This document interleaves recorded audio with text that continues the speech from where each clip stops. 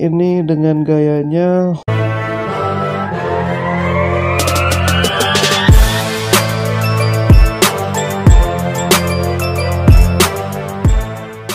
Ya guys, kembali lagi bersama channel Aing Growth. Di sini Aing Growth akan melanjutkan kembali cerita tentang NF, si anak psikopat yang tega dengan kejinya membunuh seorang balita berusia 5 tahun. Berita pada hari ini Aing Growth akan buka dengan ungkapan dari ayah si korban, yaitu Bapak Kartono berusia 40 tahun.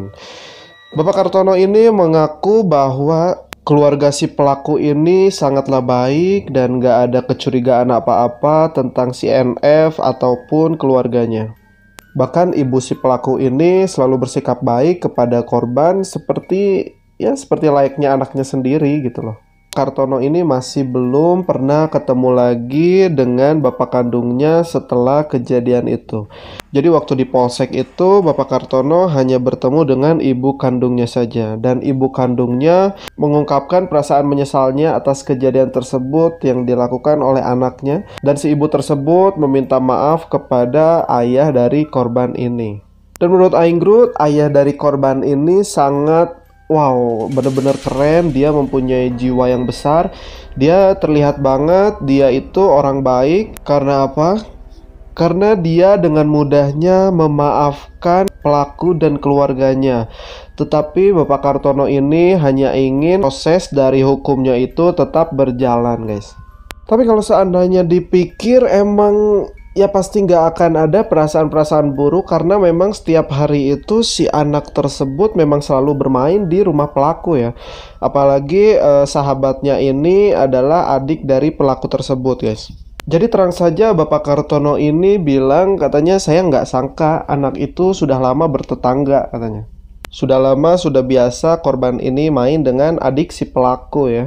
Oke, dan kemudian ada juga pernyataan dari ayah si pelaku ini, ayah NF. Jadi dilansir dari tempo.com. Jadi tim dari Tempo ini sempat menghubungi ayah dari pelaku, guys. Dan mereka menanyakan apa yang bisa melatar belakangi atas tindakan sadis dari putrinya tersebut.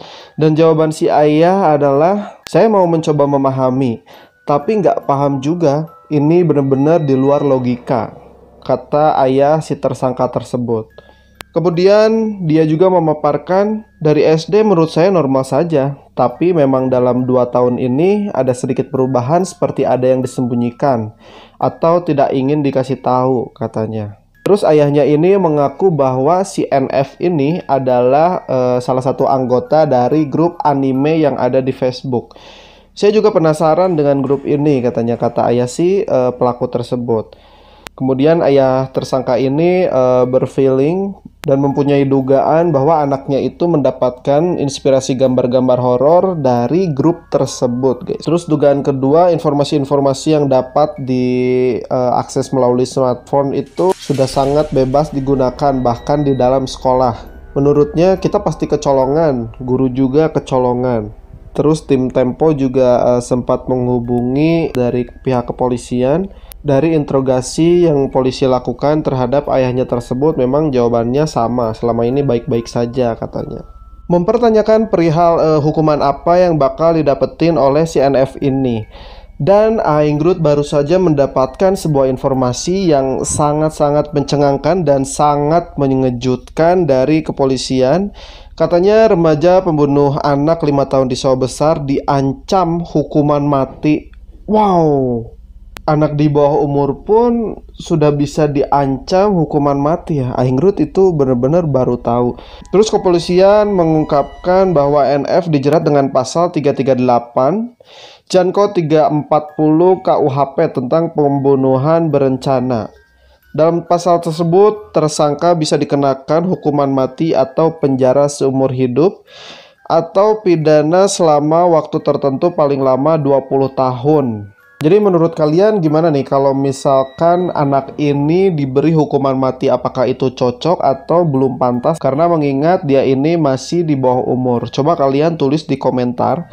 Apakah ini sudah tepat langkah dari kepolisian ataukah ini terlalu berat untuk tersangka yang usianya masih di bawah umur? Tetapi di sisi lain, Ancaman hukum mati ini akan gugur jika hasil dari pemeriksaan si tersangka ini positif kejiwaannya terganggu. Jadi kalau misalkan si anak ini memang positif ada gangguan kejiwaan, hukuman matinya itu akan gugur dan mungkin akan diganti dengan hukuman yang lebih ringan atau bisa saja menjadi bebas guys. Karena yang Aing Grut tahu hukum di Indonesia kalau misalkan kita memiliki gangguan kejiwaan itu akan menjadi bebas hukum ya. Tetapi mungkin akan mendapatkan sebuah rehabilitasi di panti sosial ya. Dengan viralnya kasus ini dalam beberapa hari ke belakang, pastinya orang-orang ini menjadi sangat kepo dengan sosok asli dan identitas dari pelaku tersebut. Sejauh ini Aing Grut mencari tahu memang beberapa media sosial dia sudah mulai ada yang mengetahuinya guys. Dari Facebook hingga Instagramnya itu sudah banyak orang yang tahu, bahkan foto aslinya pun sudah banyak tersebar luas di media sosial.